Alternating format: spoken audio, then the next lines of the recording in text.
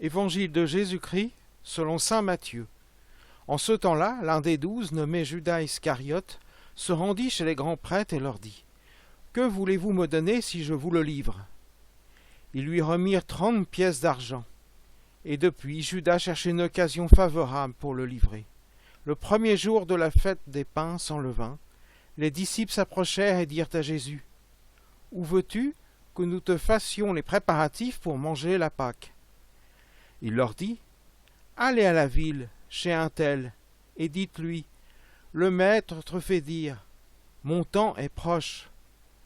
C'est chez toi que je veux célébrer la Pâque avec mes disciples. » Les disciples firent ce que Jésus leur avait prescrit et préparèrent la Pâque. Le soir venu, Jésus se trouvait à table avec les 12. Pendant le repas, il déclara : « Amen, je vous le dis, l'un de vous va me livrer. » Profondément attristés, ils se mirent à lui demander, chacun à son tour : « Serait-ce moi, Seigneur ?»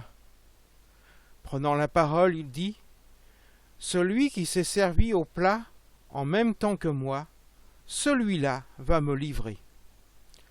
Le Fils de l'homme s'en va, comme il est écrit à son sujet, mais malheureux celui par qui le Fils de l'homme est livré. Il vaudrait mieux pour lui qu'il ne soit pas né, cet homme-là. » Judas, celui qui le livrait, prit la parole. « Rabbi, serait-ce moi ?» Jésus lui répondit : « C'est toi-même qui l'as dit. » Parole du Seigneur.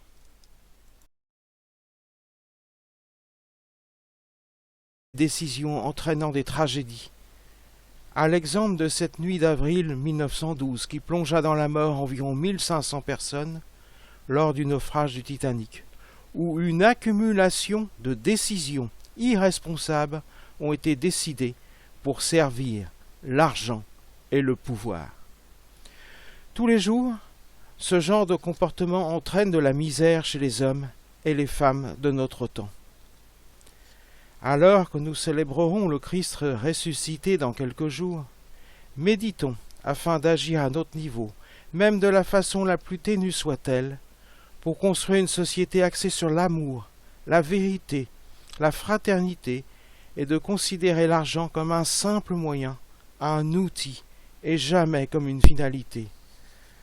Chasser l'odeur de la mort pour émettre la bonne odeur de la vie, prioriser avant toute chose nos relations fraternelles qui nous lient les uns aux autres, afin de pouvoir prendre soin des personnes les plus vulnérables.